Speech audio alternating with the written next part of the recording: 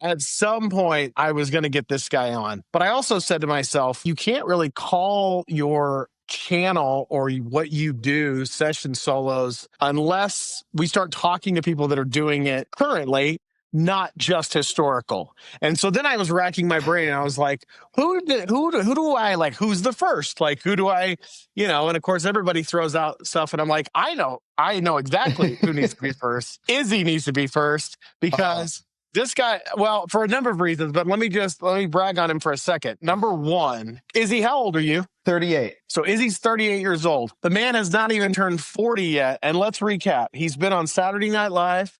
He's been on a tour with Maggie Rogers. He's out there recording. He's doing the thing. I just saw him in a Fender commercial 3 years ago. He's accomplished a lot more than a lot of us have by 38, which is so badass. But just as importantly, he and I began this slow, strange bond over guitar work from the 1980s and early 90s and 90s and specifically session work. And then to top all this off, the reason he's perfect for this is I was watching him do an interview. He was like an encyclopedia of like Amy Grant sessions and like people that were in the studio recording these albums. And I'm like, so who better to have on this than Izzy? Yeah. Like, there is no one. How are you, my friend? That was my long intro for you. Stoked. I appreciate that. I'm honored. That's rad. I really, I'm stoked to get to be here. I mean, yeah, it's a mutual thing. I've been a fan of what you've been doing and all that stuff for so long that this is great to finally get to make it happen. Well, let's start at the very beginning, like I like to do. And if you wouldn't mind telling me how you got into music, how did you pick up a guitar for the first time? Like, tell me about that. Oh, I come from a pretty musical family, and that also being tied into church.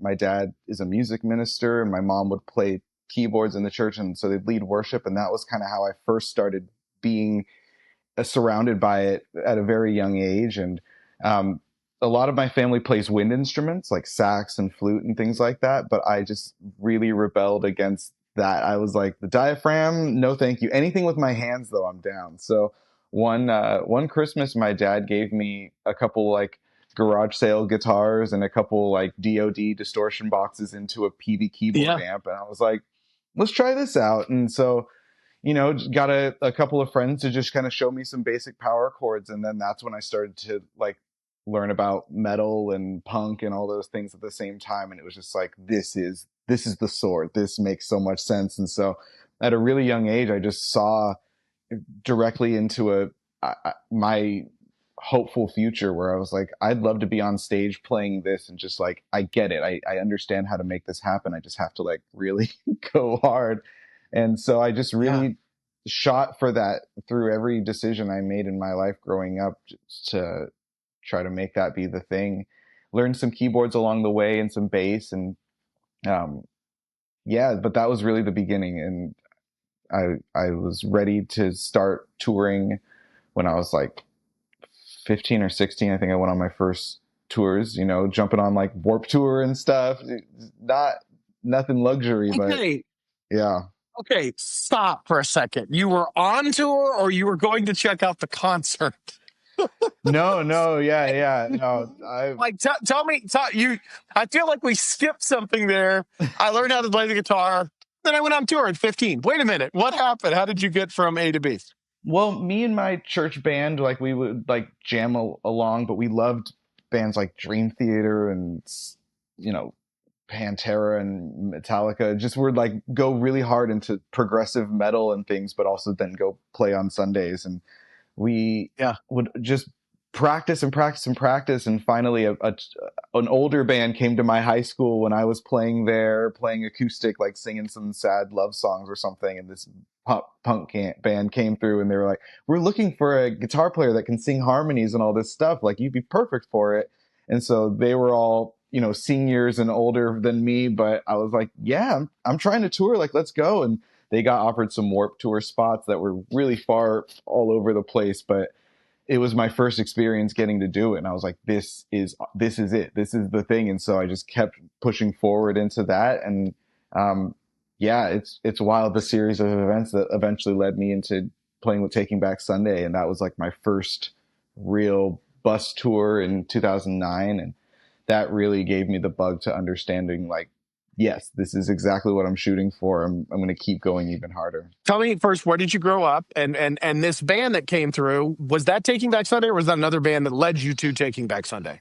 Yeah, I grew up in the Bay Area, California, so near San Jose, and Okay. the the band, though it wasn't Taking Back Sunday, the guy who left their band ended up joining Taking Back Sunday and bringing me in. So it's one of those wild ones where this long series of events leads to him being like, why don't you just jump in here? It was kind of before tracks were becoming a thing, and they just needed an extra guitar support to be happening. Um, so yeah, it was me and him getting to stand on these crazy stages as buds and just kind of be like, whoa, this is incredible. And that really opened up my eyes to, playing music with my heroes like Blink 182 and Weezer and Rejects and all these bands that we got to tour with and make friends with that changed my life forever. Oh, let's talk about that for a second. So I like, I feel like I need to remind you to rewind and like, smell the roses for a second. So like, Yeah. because I was at many award tours, maybe a little earlier than this, more like the early 2000s. But Yeah. um, the how long were you with Taking Back Sunday? And yeah, feel free to name drop because Okay. there's a lot of important artists that you're talking about that you were on tour with. So how long did that period of your life last? And yeah, talk about the relationships you got to make along the way. Well, I had an interesting situation with that because it was kind of at the end of when music was being sold like it is. Streaming was just starting to happen. Twitter was kind of on the rise. So the timing for me to start playing music professionally by touring was like, it's kind of not great. And Yeah. at the same time, it showed me how much I enjoyed getting to do that, like living that sort of lifestyle of like, okay, we're going to pack up and be gone for a month and live this nomadic lifestyle with all these people. And, you're going to make friends and you might not see these people ever again, or you might see them as your best friends, and all these different experiences that it brought on that felt very aligned for me, probably because growing up in church, there's a big sense of community in music and things like that. So going outside of that and finding this other touring community was a really big piece of my identity.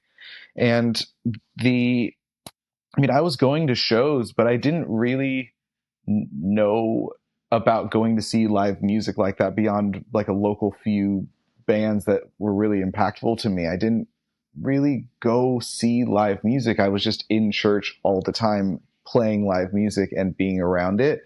So I kind of had a different experience from, I'd go see a pop band or something and be like, that's so wild. I see all the things, but I kind of think I know what's happening behind the scene. I would kind of dissect everything as a little kid. I would always kind of look for like, okay, I think I understand what's happening. And then there was somewhere I was like, Trans-Siberian Orchestra or something where I'd just be like, I don't understand how this is going on, but it was just magical to me. And so I'd go see that like every year for my birthday so I didn't really go see my favorite bands play often. It was almost too incredible for me to imagine that happening, but I would imagine it all the time.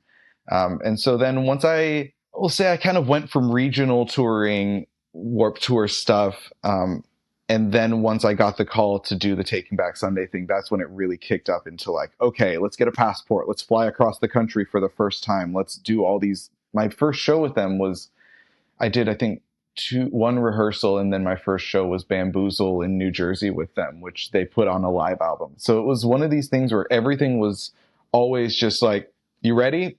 Jump out the plane. Let's go. And so I've never really done it like the slow, like easy build into it. It's always just been like yes or no. And I choose yes and jump straight into it. And oh my gosh, now we're going on the road with, Fall Out Boy, or yeah, we did the tour with Blink and Weezer, and that was still one of the coolest things to this day, getting to play. Around what time was that? When was that tour? It was around 2009, I think. We did a lot in a short amount of time, because after that sort of era, they brought in the original band members. And so then anyone that wasn't original band was kind of like, all right. So me and Matt Fozzie is the other guy who was in the band. We started our own not side, but we started our own indie band called Happy Body Slow Brain. And we were very like anti-label, like very just do it all homegrown. And so I moved to New York for a few years and we pursued that. And then really felt a calling to move to LA. It seemed like a lot of things were happening there. And so, yeah, around 2015 or so, I moved to LA from New York and was just trying to find work, figure it out, new guy in town. And my friend gave me a call and was like, hey, I'm at Seal's house. Can you come over tomorrow? And I was like, what? That's first of all, you're lying. First of all, you're lying. That's not real. Second of all, what a wild person to make up. And he's like, no, really. Like he was about to go open as his own solo artist and be in the headlining band on a tour in like a couple of days. And Seal's like, hey, can you come out? And he's like, I can't. But Izzy just moved to town. Let me see if he's available for this. And so he was like, how well do you know Ableton? I was like, pretty good. He's like, how well do you know Seal's catalog? I was like, pretty good. He's like, okay, you're a pro at Ableton and you know all of Seal's songs. I'll see you tomorrow. Okay. So fully just set, locked in, went into full on just learning mode, tried to figure out everything I could, went over to Seal's house the next day. And he was like, I want to go on the road. He had a 10-piece band before, but changed over management. And they were like, why don't you go more like minimalist, like electronic version remixing things? And so he was like, I want a musician that will be my DJ and remix the stuff with me. And also we'll do an acoustic version of the set where we just kind of improv and we go back and forth and he could play keyboards, right? Too. So I became his guy and I just did everything. I was remixing all of his songs, changing, transitioning things into the next, learning Ableton, how to use it live. And he's so smart and he knows this technology really well and knows what it's capable of. And so he'll ask hard questions and be like, can I, in the middle of the show, change the tempo or change the key into this? And can it go into this? And I was like, yeah, it can. And so it'll take a minute, but yeah, I'll do it. It'll be all right. So yeah, eventually we landed on figuring out a way to do all these things that he was just like, I don't know, I see a way to make this happen. And we went on the road and toured for a while. And eventually he brought in his engineer to like cover the computers part because it was just too much. I couldn't run all of these things at the same time.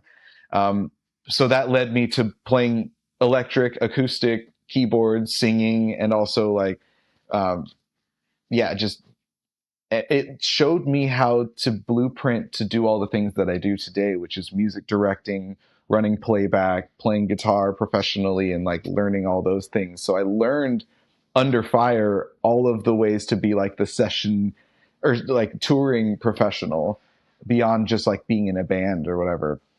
So that was that was it. Okay. All right. So I just, for those just joining us, I just want to catch everybody up. By the way, I want to say this, Izzy. I really think you should just like dive into stuff. Don't hold back. Don't just dip your toe in the water. Really dive into the pool. Because I don't feel like you've done that to this point. Now let's recap. So Izzy's playing and he decides he's in a musical family and I just went ahead and learned keyboards and guitar. And then he's joining a band and then he's in Taking Back Sunday and he's touring with the likes of Weezer and Blink-182 and All American Rejects. And then he decides he's going to go to Los Angeles and can you come over to Seal's house tomorrow because he needs to know if you could do this and can you go on tour with me? All these things happen in a relatively quick fashion. Okay. Yeah. There. Yeah. Now post Seal. Now what happens? I started playing with Banks, and that was more of a synthesizer gig. So I was mostly playing keys with her and like vibing and doing a different version of what it was. But I was like, yeah, I can take a couple of guitar rips here, and it was really fun. And that turned into working with another artist named Harry Hudson. And so we worked together for a while, and it was starting to develop newer artists that were maybe like, hey, I don't know what to do yet. I've never played a show. I'm starting to blow up on socials, but I don't help. So I really enjoyed that as well. So I started to find all these different areas where I was like, I don't only just like being in a band. I also like just working with someone one on one. Now I'm not afraid anymore. I know how to do it. And then also the working with somebody that's brand new and kind of being like, hey, here's a way that you can kind of set up for success. Let me ship you off. Some people can, kind of take the tour from here, but at least, I can give you a little security blanket of all the things that I've messed up on. At least you won't make those mistakes. And so that was a really powerful time of understanding that my role could be divided up into a bunch of different categories. I just assumed, yeah, I just have to do all these things whenever I get into a role because I would just do it. I was always the person pulling the computer cable in to try to play tracks before I understood interfaces and stuff. I was just like, I think you put a click to the right and this to the left on an iPod. And just was always really interested in the behind the scenes ways to make stuff good. I saw Panic at the Disco doing that really early, and I was like, I think they have an iPod to play. That's how they're getting synth throughout the tracks. And I was always fascinated by the technology in music too. So to be able to subcategorize it and be able to just take work that was, after that point, oh, I'm just going to work on playback, or I'm just going to be a guitarist, or I'm just going to do this, or I'll combine these pieces. I found that to be really fulfilling. It was really, it felt like all the parts of me were getting to express themselves rather than I'm just this one thing. And yet, let me pause here for a moment because I do want to segue to like where you went from there, and also touring with Maggie Rogers. But there seems to what I'm noticing is as you're telling your story, there always seems to be a comeback to, I got to rip a solo. There's that love of that guitar that's that steady. You know what I mean? Like, and no matter how many of us like get into other stuff, like whether it's showing off your creativity in another way. For me, I've always loved like the whole music documentary thing. Like I grew up I said that, well, I said, this is a funny story. I said to my wife yesterday morning, about to be 43 years old, but I said, this makes so much sense because I had this. You ever had those moments where you like walk in somewhere and like there's an instant flashback to your childhood? You're like, oh my God, I never really put all that together. Something hit my brain and I go, when I was 5, so this would have been 1988.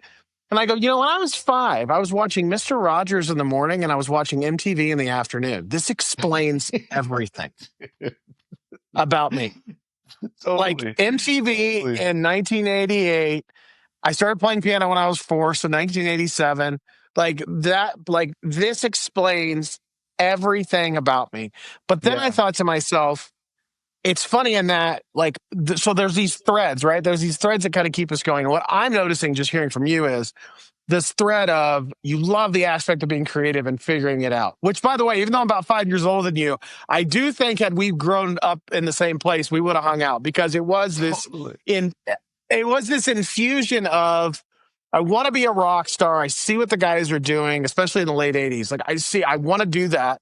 When computers came out, it's like, I can do this. I think that's why Rat Gear and stuff just always fascinated me because it's like, yeah, I love vintage amps and I love vintage guitars, but I can't make my guitar sound like that. And so how does that work? There was always this thread that like, it's this thing that is always here that is never really like, how much of it was, yes, I get to do all these creative things. I get to do these new things, but that guitar was this constant for you. That's that thread from the very beginning to where you are today. It really is kind of hindsight where I look back and I see the ways that it's always been something that I keep going back to and like having my quiet refuge. Like no one can take it away. But I do remember after that point that I stopped talking about where Harry Hudson enters, at that point is where I started to go, I can do all of them. Let me just say yes. And I didn't really have any boundaries or anything. And I started being like, yeah, well, I can play with this new girl, Donna Missile. I'm a huge fan of her. And this band, The Night Game, they need a guitar, so I can jump in with them. And I can do these other things. And maybe I can do them all at the same time. And so I started touring, days off, flying on to other gigs. And I had no days off. And that's about time pandemic hits, and all of a sudden I slowed down and was like, whoa, I I don't even like guitar anymore. I don't like any of this stuff. Like all of it was, I was so burnt out and so had a real big spiritual awakening. I'm sure a lot of other people had their, times too, where they had to Yep. kind of look and see, is this who I am? Is this what I want to be? Is this what I really reflect? And so I took a period of time where I stopped accepting any musician gigs. And I was like, I'm just going to focus on playback, MDing, and just kind of helping to shape shows in the background. And so that was a very conscious move where I was like, I've never said no. People, hey, do you want to play bass for this? It'd be no guitar, no nothing, only behind the scenes, fully in the background. And that led me to working with Caroline Polachek and Dominic Fike, both as just kind of behind the scenes, just little guy helping. But I would see like, hey, I think you could, in this, and maybe this might be a little easier, to the place where eventually I started to music direct for them and just accidentally helping. And then it showed me again, like, well, if I was to play this, I'd play it like this. And then Caroline's like, hey, I'm doing Tiny Desk. Do you want to just jump in and play with me? Yeah, let's do it. Jumped in, we started playing together. All of your musicians are unreal. And so getting to do that was such a treat that it really re-sparked some of that. Oh, yes, I did miss this so much. And Tegan and Sarah jump in and they're like, hey, do you want to just play some guitar, press a playback button or two, but keep it easy? Then all of a sudden I'm like, we're back, baby. so, so so I feel like I had to learn the balance between like, okay, I can do all these different things. These things excite me. They light me up, but there has to be a balance so that I can just, if I follow my favorite stuff, it always works out. But whenever I'm just like, yes, yes, yes, because I can, it doesn't lead to something sustainable. But I feel you. I grew up the same way. Like I was homeschooled for a part of my early years. And so that meant my parents were working and I was watching, Mr. Rogers, Yep. and Bill Nye the Science Guy was a huge part of my growing up. Like all of Same. the Same. music and the remixes and all the spoofs that he would do, it's like we're so next level that now I still look back and I'm like, I know these things of science because I learned them at a little kid's age, but they're attached to music. And so Yep. much of that stuff it's really powerful. It's so much more than I learned being a neurodivergent kid in school. Like it didn't work for me. School was really challenging. And so having those moments of learning myself with my ear and my eyes, just having my own experiences, were huge. So yeah, that led me to where I feel like I am now, which is at a much more balanced place of, working with Maggie Rogers. And uh, she's been incredible. I really feel like I joined the 8th season of a show where the characters had already had a lot of their really big battles and things where they were figuring themselves out, and now I get to kind of guess character way later and be like, hey, everything's cool. I'm just joining an already awesome ship. Like, great. Yeah. What a treat. What a treat. And so our first shows were the Today Show, and then we went out and did Coldplay stadiums in Europe. And it was, again, most of the things I do is just kind of like, you ready? Let's do it. Sink or swim. And so getting to swim every time is really powerful and helps me to have less fear in these things where people are like, aren't you freaked out, like about to walk out on these stages? And I kind of don't think about it until I look back on it. It feels pretty natural because everything I've been doing has been trying to move forward in this way of that connection, that music thing that happens. So yeah, I feel really I was grateful gonna. to get these calls. I was gonna ask. Going on tour with Maggie. Well, there's lots of things I want to ask about this. So let's start. I'm going to stop here for a minute. Like, does it feel as large? Again, I know it's like routine for you, but you really dove into the deep end with Taking Back Sunday and those Yeah. tours, specifically like Weezer and Blink. You had to be in some big arenas or big places. So my assumption is if you had to measure them, like, was the Maggie shows, like, are they even bigger or do they feel kind of all the same because they're all big type thing? Mm. Well, the interesting thing about shows in general is that the smaller the show, the more spooked I get. The bigger it Mm. is, it starts to feel like it's the ocean. Like there's no way, you Yeah. can't conceive how many people it is. There's the first 100 you see, and then it's just people. It can't, it's like, you know, you look Yep. back and you see the drone cam later, you're like, that's too many people. How did it, whatever. So, so for the thing that I notice is the energy. I had never played stadiums before. So that was our first Mhm. time getting to enter into that world with Coldplay and stuff, where I was like, okay, how do we pull off a punk rock show that works? She had been doing things before I joined where she was playing every level of club. So tiny ones just to kick stuff off, little punk rock ones, and then bigger things here and there. And um, so by the time that we had jumped in, the show was feeling great. It was just now, how do we transfer this energy of our stage into that big of a room or a whatever outside?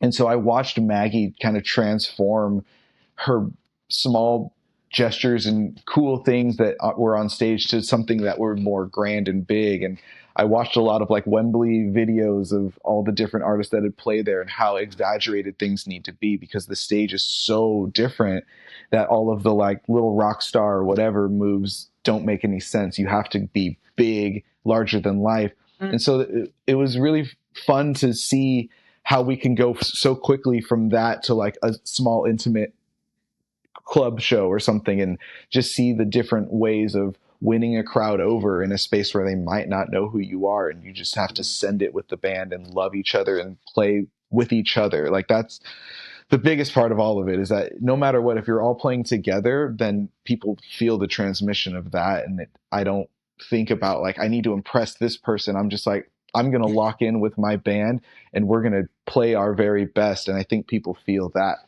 because I've never really been one to understand the like, it's about me, because I don't think so. I always think it's about the music. I get to be the person serving up the menu for now, but it's not, I'm not the important thing here. It's always trying to serve the music and the experience. So getting to have Yeah. those moments where Maggie will open it up and be like, you want to take the catwalk and go rip a solo down the middle with me? It's like, let's go. How fun. And it doesn't ever, she's a trip. She's so cool. I can't say enough good things about her band. I'm such big fans of all of them. Like everybody in that crew and camp is tried and true, and like they've really worked hard to get to the place that they're in. And it's incredible to see like, yes, this is how the camp can be. It can be done well. I've seen a lot of ways where it's Mhm. not done well, and she's worked hard to keep the right people in her world. And so that also makes me want to work harder to make sure that the show really does get amplified, because everyone comes together and like it feels like it's aligned. So yeah, it's great to I get to always, see something like that. I can imagine. I say never broad brush anything, but I do have a theory, a musical theory of some of us, what I would call elder millennials to Gen X. Like, yes, we were all kind of born at the same time, but it's kind of that moment where what's the question they always ask? Like Stones or Beatles? Now, Yeah. you can say both. But inevitably, not every time, but a lot of times, if somebody says Beatles, you kind of can track their musical journey throughout the 80s, 90s, 2000s, and it all kind of adds up. And if they say Stones, it kind of adds up, blah, blah, blah. But our version of that question is really, I think the appreciation for the kind of the guitar virtuoso, the melodic guitar aspect lended our generation to, not saying that there weren't fans of grunge, but to lean more on the highly melodic ones. And then that led us to kind of that emo punk scene that occurred in the, the late 90s and 2000s. And then that kind of drifted us to where we are today. And now, having said that long-winded setup for this next question, um, Maggie gets to let you rip a solo. So two-part question is, do you find it as interesting as I do that the guitar solo is coming back? And two, how cool is it? Maggie is all in, and are you seeing that with not just her, or I should say, I'd love to hear if there's a story behind that, or if she digs it as well. But like, are you seeing that because you're so tied into today's music scene that the guitar solo really is coming back, and it's not just a figment of my imagination? A lot of questions I there. Sorry about no no no, long-windedness. it's all good. I am thrilled. I say it constantly. I'm just like, I'm so happy to see the guitar coming back and being en vogue and not just this, excuse me, not this weird little sample loop section only, like having weird chords and thick, dense choruses and harmonies and just stuff that made me excited about guitar because I grew up like, in 80s, 90s where the guitar, if you would listen to any guitar lesson or something, you go to Guitar Center and they're like, here's my clean tone. It's chorus, reverb, delay, all these things for, to tune a guitar. And that was what I just thought guitar sounded like as a kid. I was like, yeah, of Yeah. course it has 3 choruses on it. Why wouldn't it? It'd just be plugged in if it wasn't. Like, what? So the What do you level mean? What do you mean direct? I don't. I just. I don't want a direct. direct sound. No. No. No. So I really was always searching for that, and I guess it was later that I realized a lot of my favorite guitarists were the same person because so long, like you mentioned, Amy Grant, Michael W. Smith, a lot of these people in the Christian world, once I found out, oh, they're produced by 5 people, and all of those 5 people Mhm. call the same band every time from, 84 to 94. Once grunge starts to hit, it gets a little shakier, we switch to country. But before Yeah. then, it's the same 5 guitarists on everything. Paul Jackson Jr., Michael Landau, Dan Huff, a few other people that are like killers. But those were the ones that stood out to me because they were on every record I owned. That was the thing, is like I have Yeah. a very personal relationship with all of those people because they're on all my favorite records, which is beyond like, oh, it's Slash who's in Guns N' Roses. It's like, what if Slash was on every record you ever owned growing up? Like it takes it into such a different place. So finding out Dan Huff was on all of these things, there was even a show called McGee and Me that I loved growing up, and I feel like he was on that show. Like, so it's like cartoon music that I have going into my head as a kid is also his music, and all these different secular Christian artists didn't matter. It was just who was at the time. So I've really tried to get that sound and learn about it. And there's more, keepers of the faith that are doing it more recently. And that's how I'm discovering people like you and all these different folks that are like, ooh, yeah, no, I know that there's something beyond just like a chorus pedal plugged into an amp. Like there's stuff going on. Why doesn't mine sound like that? I have the same things, or do I? And so you get deeper and you're like, oh, it was Bob Brashaw's rack. Okay, I see that everyone's using his thing. Like Van Halen used it, and Eric Clapton, and all these Eric John, all these people were using different versions of parallel effects. And it's like, whoa, okay. And then once I get down to the James Tyler, and I'm like, it's parallel pickups. Oh, it's not EMGs. It looks like what's this black pickup that he had, going all the way down. Oh, they've been sold out forever. It's these Seymour Duncan random hot stacks so Yeah. just going down the line, I felt like I was, uncovering buried treasure. And then to get at the other side of that and see all these other people that are like, me too, we figured it out. It's so exciting because that's the stuff that I love. That's the sound. So that's my long-winded way of saying I learned about Nile Rodgers. I learned about Dan Huff. I learned about Eddie Van Halen. I learned all of these people's how they utilized effects or plugging in direct or all these forbidden sounds that kind of were really not cool once grunge hit until EDM started happening. Then now it's starting to come back to people like, I like the 1975. And it's like, well, 1975 is referencing Dan Huff. Who's Dan Huff? Well, he was on all these records, Whitney Houston, Michael Jackson, all these, sure. And now a lot of people are starting to, because they can go through music so fast, they can be like, oh, well, I'll just listen to all of those things, and they can find the source so quick. Whereas we had to torrent or find We CDs, had to dig a little bit. Yeah. yeah. Vinyls, my dude. And so I have all my stuff still, like all these saved things. I was like, I knew that I wanted all these records for so long, but I just didn't understand why. And it's the same band. So now I try to utilize those superpowers that they were using in whatever gear I have. So I'm trying to run parallel series and get all 4 choruses and as my main clean zone and just kind of have them available. And that's become my sound. That's become my signature sound because I use it so much. So working with people like the Night Game was a really big influence in letting the freak flag fly. Like they were just like, okay, you want a dimension, a chorus, another chorus plugged into two stereo jazz choruses, both with chorus. It's just like, do it all. It doesn't matter. Like at the end of the day, if the song is great, then the effects will just kind of be the seasoning. And with that, you can really get out there, and it's fun to see people like, McGee and all these other folks that are really taking their effects to a different level and getting to use them as the sound. Like I love gated reverb. I love gated distorted reverb. Why not stick that on a baritone guitar, like with flat wounds? Like, yes, that's what I'm talking about. Like, let's make the sounds weirder and more fun, because that's what was inspiring to me.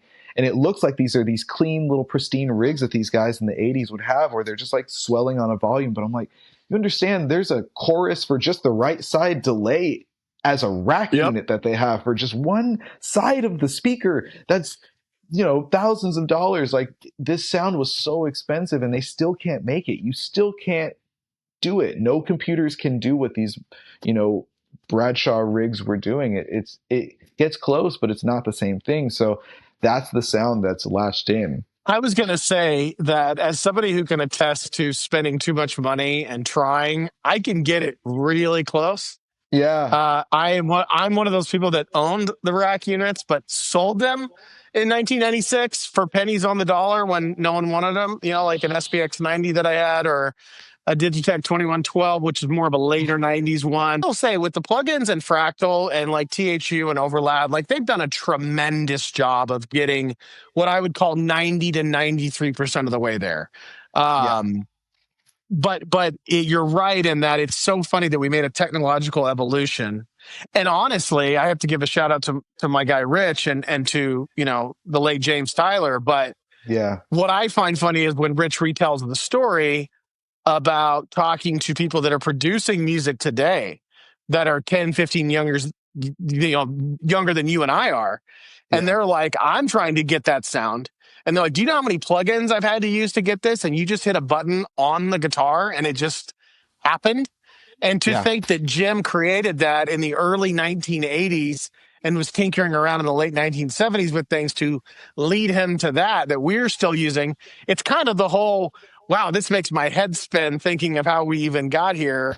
Like how Yeah. did Leo Fender put two blocks of wood together and create the Telecaster? And the Telecaster is still on stage today. Like, Yeah. so yeah, Yeah. you start to think about all those things and you're just like, man, it's amazing that it's come full circle. But it's what I find more interesting about, and I don't know if it was because of the pandemic or if it's an existential thing, but I was saying to Harry Cody when we were talking about this renewed interest in that time period, not just the session players, but the guys like, Mark Diglio that were in XYZ, or Harry Cody that was in Shotgun Messiah, and like these just virtuosic guitar players and like, really rebellious sound and whatever. I said, it's interesting. And like grunge was kind of the 20-year, they would say things fall in like a 20-year period. Like grunge was that 70s kind of minimalistic, keep it down, kind of the more just traditional kind of Southern rock roots, but also kind of, Mhm. and then you expect the 80s to come right back around in the 2000s, and they did not. And then in 2010, you think it's going to happen, and it did not. And you're going, well, wait a minute, did we just miss the boat? And it was so funny when I was starting this channel, I don't think it quite had gotten there yet, but I was like, I'll just throw this out there and see if anybody's interested. And it was like within 12 to 18 months, I'm getting emails from people in Portugal and Wow. Spain Yeah. and in China, and they're going, oh my God, I've been looking for this everywhere. And I'm going, wait, do we finally just get there? Like, why did 40 years just have to go by and then all of a sudden it's back again?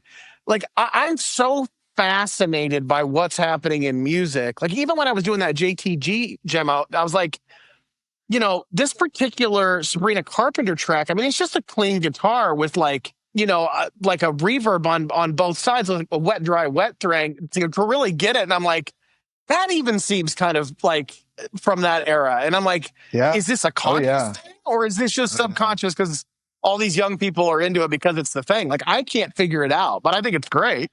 No, shout outs to Vaughn Oliver, who made that Sabrina Carpenter loop too. Like, that's all the gang. Like, it was trippy because those guys are all around when I was working with the Night Game, and like we made splice loops together, and so they're also deep keepers of the like understanding. And it, yeah, Vaughn is on another level. I gotta give big shouts to him. He's like, it's crazy to watch the same thing where you're like, this guy's making snare sounds and now they're in everyone's songs. And so to get to hang and understand his level of like deep parallel compression on the tiniest little things, it just makes me feel better, where I'm like, yeah, and the result is you have the biggest loop packs in the world. It's like when you really take the care to find the tiniest little nuances of making something feel right, I think it is impactful. So how Yeah. much do you run into people that were not alive for any of that time period that you and I are referencing, but are influenced by it?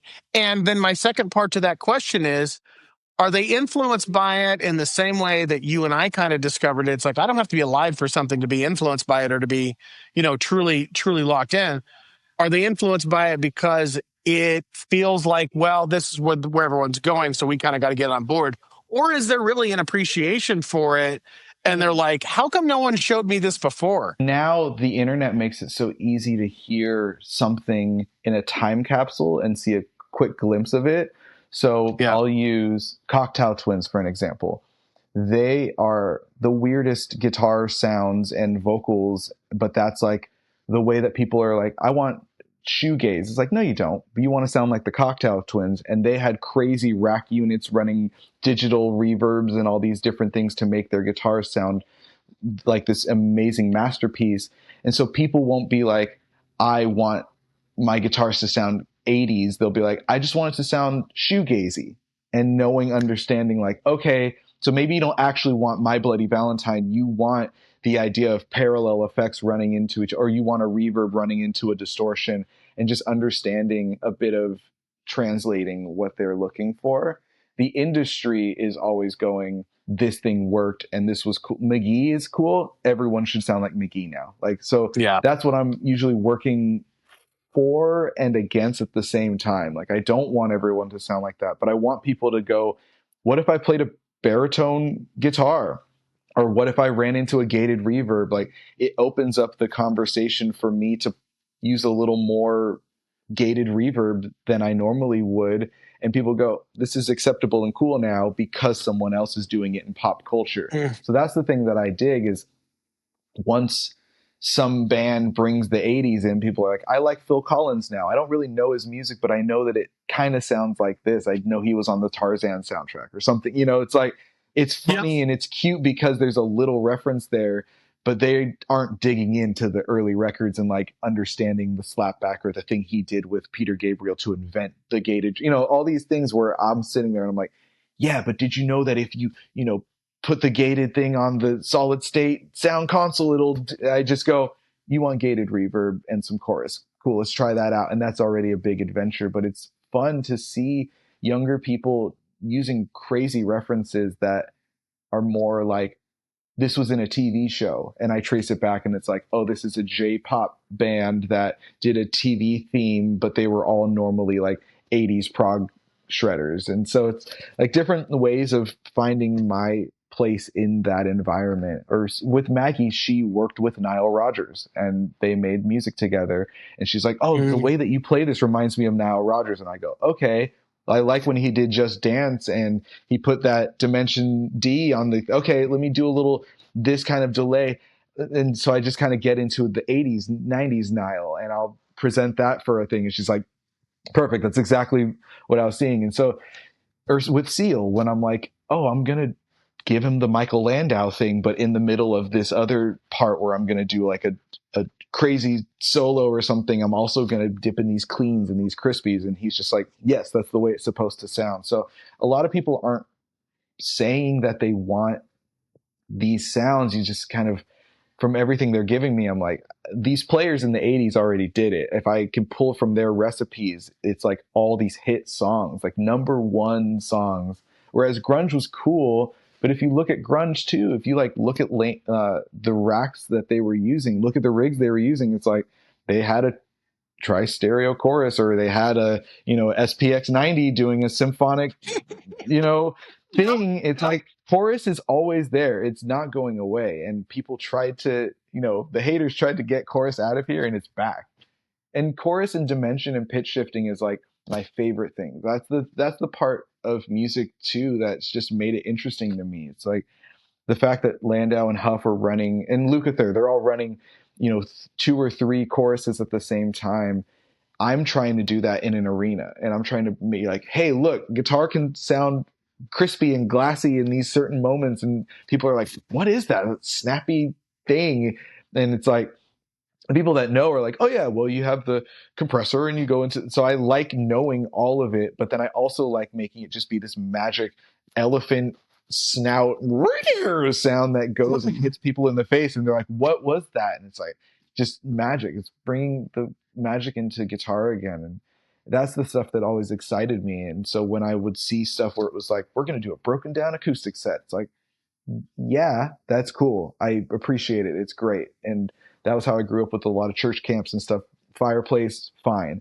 But it didn't give me the same excitement as like some early ballad that came out in 86 or something. I'm like, why is that? And I'm like, oh, reverb on everything, chorus on everything, dimension on everything, put the vocal through five chords, just all these different ways to make the sound be bigger. But also understanding that a lot of those studio sessions, they were doing like first take. It was just like, listen Oh to it, yeah.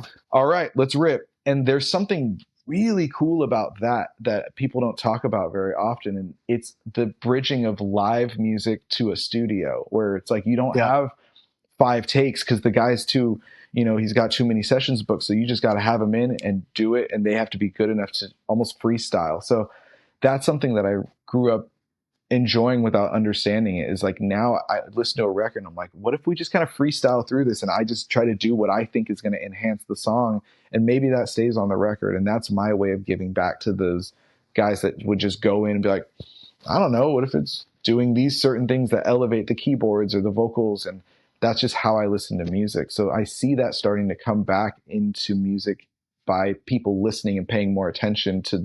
It's not just a loop that's there. There's so many different elements and creative choices and scary, weird moves that make it dangerous to listen to. And that, for me, has always kept things like interesting and fun. Then you get all this is going on. You got to do Saturday Night Live, as if we just need to cap this off with something. Like, how cool was that, and how did that Oh come man, about? that was really cool. My friend Aaron, who MDs for Billie Eilish, he was like, "Hey, I got a really quick thing coming up. Timothy's never gotten to play his music. He's been studying Bob Dylan, but he hasn't gotten to actually play with a band. He's just been doing his role, but he likes it and actually is a fan and wants to like just jam and have some fun. Um, we got SNL in a few weeks. Are you interested in doing it?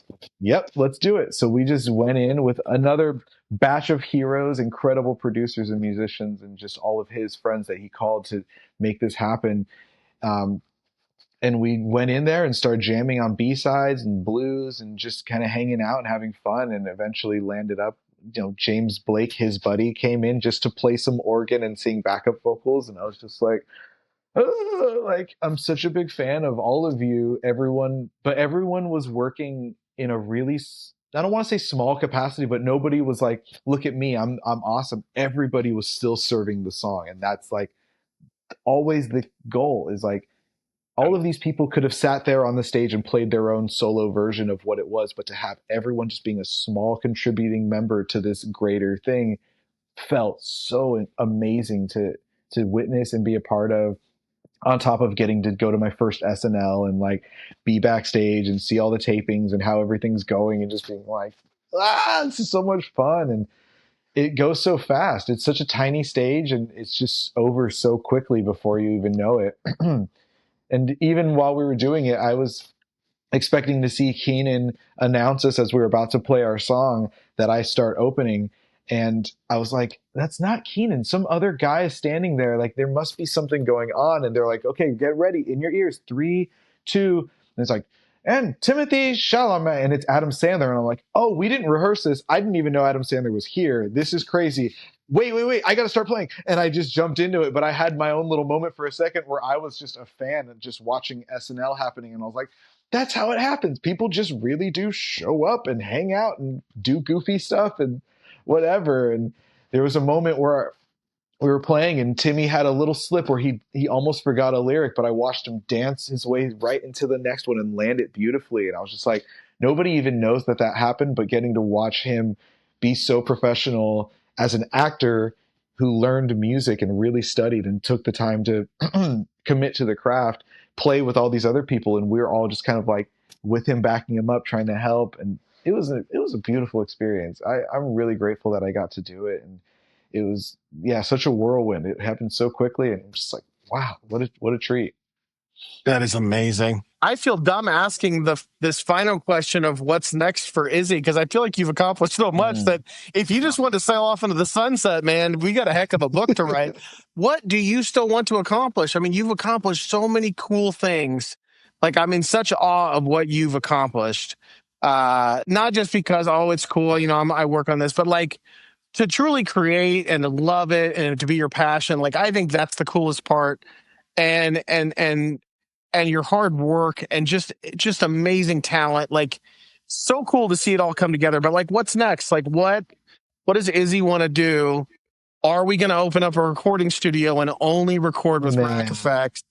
Can we do that? First of all, I do want to say for the SNL gig, I used your guitar, the one that you worked on. Like, so that was a big piece of it. And I got to shout you out for coming through on that, because that was also a big part of this that we haven't spoken about yet, was that. That's right. Seeing you posting your guitars online and being like, that's it. That's nobody else is taking the time to actually do all of the components, get the right pickups, all of the things. James Tyler, absolutely. Of course they are. And they charge a premium because they're the best. It's important that they do it. But I was like, does anybody else care? Like, is anyone else trying to do this? And so, like, seeing you care so much to make guitars that give that feeling and look cool and just feel good is so important and valuable to the whole thing. And they don't have to be freaky where it's like, oh, I only pull this out for whatever. It's like, why don't you pull it out for SNL? Like, no one needs to know that it's an 80s guitar. It can also just be a really cool sounding Strat or whatever.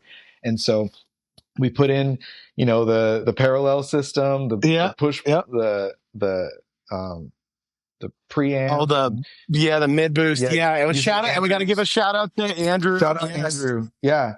Andrew all the friends. Yeah. I got to shout out Andrew for also. So one of the things I'll say just before, like, if I cut this into a short or anything, I'm going to put a disclaimer out here. And that is, I am not going to be in the business of doing like those pit guards moving forward, just because it is it's a very complicated process. If I have not made you a pit guard to this point, or I have not built the guitar in totality with that on there, I'm probably not going to do a lot of mods, just because routing into an existing guitar, as I told Izzy, like, it was almost impossible not to nick it. It was almost impossible not to like grab something and not make it look perfect. But more importantly is that the guys at Tyler have got it down to such a system, and people don't realize how many wires are in such a small cavity that they somehow organize and make work, and the soldering of the little parts to the switches.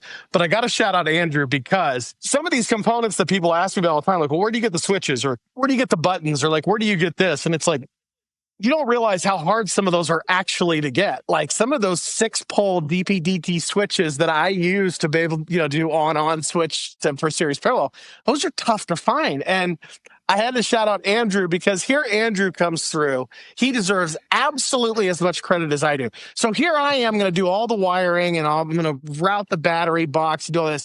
Andrew comes through with this perfectly, like, not just the button system and not just his own version of his mid boost, but comes through with this 3D printed thing that lines perfectly up on the pick guard with a little bit of super glue, and those buttons just fit flush, perfect through the route that I made. And I'm like, Andrew, this was already hard, but you just took the complication down like 5 levels. And so I was just I was so honored to be able to work on something for you. I was so honored with the other guitar. I hope you're still enjoying it. But I was like, I love that you loved it. That was the big thing for me. Like, no, it was huge. It was a really big move. And it felt kind of like yeah, just getting all the friends to help with the group project. Like I was just like, okay, Andrew, I don't know about the switches. And he was like, yeah, but you got to ask John about this. And I was like, okay, John. And you know, you got to ask Andrew. Okay, well, let's get everybody together and we got to do this. Hey, Fender, can you do this? And then maybe we can. It's like,